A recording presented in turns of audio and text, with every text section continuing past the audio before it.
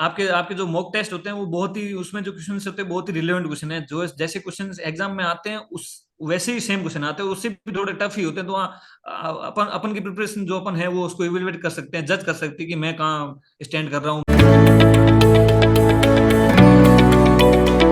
So, hello everyone, welcome back to our YouTube channel Agri Addict. I am your mentor Ariprasad SK. So, today in this session, we have All India 20th rank topper from ICR PG Plant Sciences. So, who is here to share his complete preparation strategies and also like his experience in preparing for this exam, and also the complete details about how many uh, months he has prepared for this exam and what are the different sources that he has used for his preparation, and also he will be also giving you a complete guide on how the student should approach for this exam. So I welcome you to this session. So before we proceed, please introduce yourself. हाँ sir, नमस्ते sir. Namaste. Myself Hitendra Singh and I am from Jaisalmer, Rajasthan. I have completed my UG from Junagadh Agriculture University, Gujarat, and I have scored 357 mark in this year PG entrance exam. Okay. And you are secured all India 20th rank in this Yeah, ICRP status. And currently you have been allotted to GB Pant University of Agriculture and Technology, Uttarakhand. in the department of Plant pathology. okay plant pathology. Okay. Okay. Okay. Congratulations again on first securing Yes. top rank and second getting allotted to the top Premier Institute of India. Yeah. Thank you, sir. Okay, so let us begin this session. I will just ask few questions for you in the starting, and then you can proceed with the list of books and other things. Okay. Okay okay So why plant sciences? Sir, इसमें तो sir basically जो मैं bio student, मेरा bio background bio है sir. और मैं bio student, तो genetics वगैरह में ट्वेल्थ में 11 12 में पढ़ते थे, जब नीट का लिए प्रिपेयर किया था तब भी सर जेनेटिक्स पढ़ा था, तो जेनेटिक्स में ज़्यादा इंटरेस्ट था, जेनेटिक्स और बॉटनी में। इसलिए तो सर प्लांट साइंस ही ग्रुप एक अच्छा ऐसा लगा जो जिसमें मैं आगे कुछ कर सकता हूँ। ओके, तो मैं ऐसा क्वेश्चन पूछूंगी लाइक व्हाई एमएससी, तो इसका क्या जवाब दोगे? सर वैसे तो वो सबका अलग अलग रहता है, किसी को रिसर्च में जाना है, किसी को पीजी के लिए प्रिपेयर करना है। तो मेरे को सर कोई गवर्नमेंट जॉब के लिए प्रिपेयर करना है, तो उसके लिए मैं सोचा पीजी भी करेंगे और साथ में गवर्नमेंट जॉब की भी करेंगे, वैकेंसी वगैरह कोई भी आएगी जो भी मतलब आगे देखेंगे। ओके। एंड तुम्हें जब प्रिपेयर कर रहे थे लाइक कितना मंथ्स का तुमने टोटल प्रिपरेशन किया, और कब किस स्टेज पे तुमने डिसाइड किया कि तुमको ये प्लांट साइंस को पढ़ना है और आईसीआरपीजी को क्रैक करना है? सर पहले थर्ड सेम तक तो मुझे सारे सब्जेक्ट भी नहीं पता था एग्रीकल्चर में कौन से सब्जेक्ट्स आते, क्योंकि मैं एग्रीकल्चर बैकग्राउंड से नहीं हूँ। और धीरे धीरे जैसे सब्जेक्ट्स आते गए, जैसे हम कॉलेज में थर्ड तक लगभग सब सब्जेक्ट कवर हो जाते हैं। मतलब फर्स्ट सेकंड में आपको सब सब्जेक्ट पढ़ने को नहीं मिलते हैं, थर्ड में आके सब पता चलता है कि ये भी सब्जेक्ट है वो भी सब्जेक्ट है। तो धीरे धीरे पहले मेरे सर पीजी करने का कोई प्लान नहीं था, फिर धीरे धीरे मेरे जो बैचमेट्स थे वो सब कर रहे थे, उन्होंने पहले से ही डिसाइड कर लिया था कि वो सब्जेक्ट भी चूज कर लिए। तो मैंने बहुत लेट स्टार्ट किया था। मैंने सेवन सेमेस्टर के एंडिंग के बाद में, मतलब इस साल की जनवरी में, जनवरी मिड से, और जून में एग्जाम था, तो लगभग 4 5 महीने पढ़ाई की sir. Okay, only late 4 to start 5 किया। months. या दैट्स वेरी इंटरेस्टिंग। लाइक जो 4 to 5 मंथ से पहले तुम्हारा एकेडमिक्स का कैसा था कि तुम अप टू डेट थे या मतलब बहुत सारे गैप था उसमें, कैसा था? नहीं सर, मैं वैसे तो ठीक ही था, मेरा ग्रेड पॉइंट भी ठीक ही है, 8.03 है ग्रेड पॉइंट। जो यूनिवर्सिटी में सेमेस्टर एंड एग्जाम वगैरह होते हैं उसमें ठीक ही स्कोर था। फिर मेरा ऐसा स्पेसिफिकली मतलब पीजी करने का कोई एंट्रेंस नहीं था। पर वो बाद में सब जब कर रहे थे और मैंने भी सोचा कि अभी कुछ करना है, तो बहुत लेट डिसीजन लिया, उसलिए थोड़ा जल्दी जल्दी में सब कुछ करना पड़ा। Okay okay. सो तुम्हें तो लाइक रेसिडुअल नॉलेज भी होगा कि स्टार्ट करने से पहले तो चीज़ें तो पता था लेकिन फाइन ट्यूनिंग नहीं किया था तुमने, और हाँ प्रॉपरली हाँ। इस एग्जाम के लिए प्रिपरेशन नहीं किया था। और तुम इसको 4 या 5 महीने ही प्रिपरेशन स्टार्ट किया, और उससे पहले ही स्टार्ट किया और तभी प्रिपरेशन किया है, सही? और जी सिलेबस जी। का और सारा डिटेल्स, बुक्स कौन सा रेफर करना है, वो सारी चीज़ तुमने तभी स्टार्ट किया था देखने का, या पहले पता था तुम्हें? नहीं सर, मेरा जो फ्रेंड सर्कल है वो अच्छा था, कि वो सब प्रिपेयर कर रहे थे, तो मैं उनको देखता था, वो सब बीडीसी वगैरह ये बड़ी बड़ी बुक लेके जाते थे लाइब्रेरी, तो वो वहां से मैं ये सब फिर धीरे धीरे जब मेरे को इंटरेस्ट होता, मैंने सबसे पूछा कि कौन सी बुक्स पढ़नी, तो उन्होंने सबने बताया कि ये बुक्स है। फिर मैं खुद जाके सब्जेक्ट ये अपना डाउनलोड किया सिलेबस वगैरह, वो सब देखा कि क्या।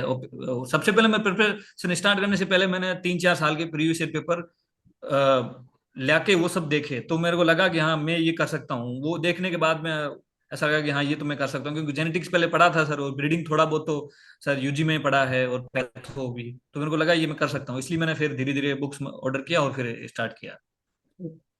ओके। सो लाइक नेक्स्ट आते हैं बुक्स लिस्ट में।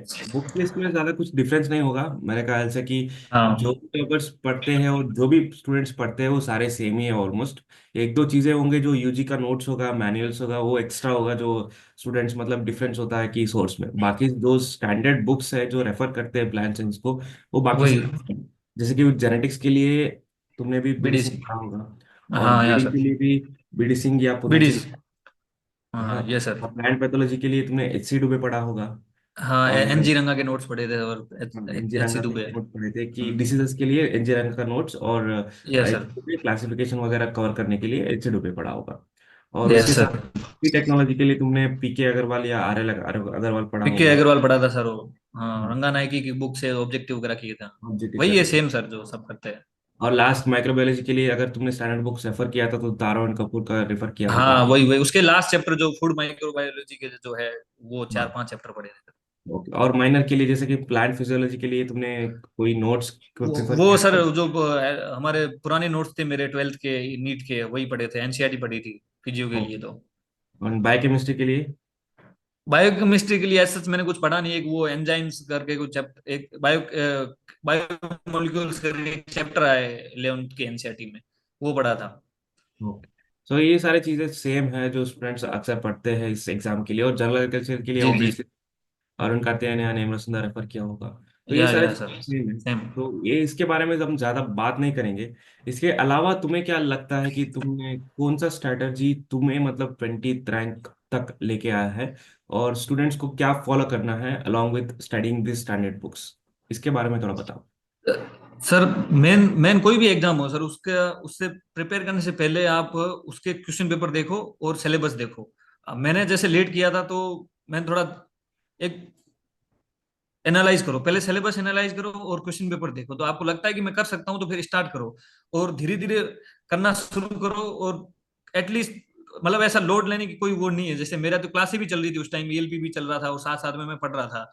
तो 4 से 5 घंटे निकल जाए तो दिन में बहुत है, और वो रेगुलर निकलने चाहिए, मतलब 4 से 5 महीने लगातार लगातार तो हो सकता है। और जैसे कुछ बीडी सिंह वगैरह, जैसे ये बहुत लेंथी बुक्स है, बहुत बड़ी बुक्स है, तो इनको रिवाइज करने में बहुत मुश्किल होता है। तो इसमें जो भी आप पढ़ रहे हो जिसमें कंफ्यूजन क्रिएट हो रहा है, जैसे ब्रीडिंग में मेल स्टेरिलिटी है, सेल इनक्लूडिटी, ये बहुत बड़े बड़े चैप्टर है, जैसे म्यूटेशन उसमें 30-30 40-40 पेज के चैप्टर है। तो उनके लिए आप शॉर्ट्स नोट बनाओ साथ में, जैसे पढ़ रहे हो और साथ में शॉर्ट्स नोट्स बनाते हो, तो 2-3 पेज में वो पूरा चैप्टर कवर कर लो ऐसा। तो फिर रिवीजन करने में इजी रहेगा, और जितना ज्यादा रिवाइज करो उतना ही ज्यादा सही है। और क्वेश्चन प्रैक्टिस साथ साथ में लगाओ तो सही है, बाकी तो वही है सर। ओके भाई, ऐसा रिवीजन करने से, पेपर एनालिसिस करना है अच्छे तरीके से और कंसिस्टेंटली, मतलब अगर 4-5 महीने का भी प्रिपरेशन कर रहे हो तो काफी है, लेकिन यहाँ सर हाँ काफी है सर, रोज कवर का हो जाएगा सिलेबस। करना पड़ेगा।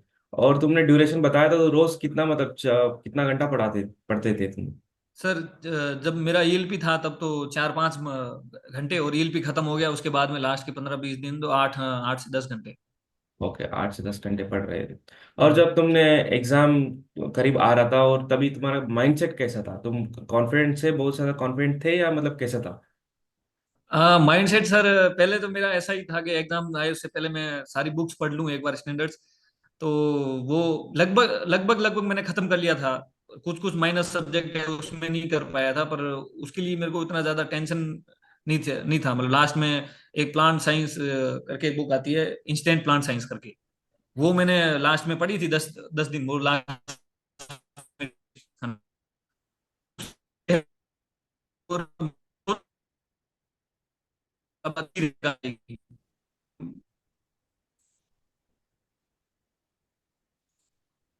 हेलो। हाँ, थोड़ा स्ट्रक हुआ था अभी, दोबारा थोड़ा एक्सप्लेन रिपीट करना।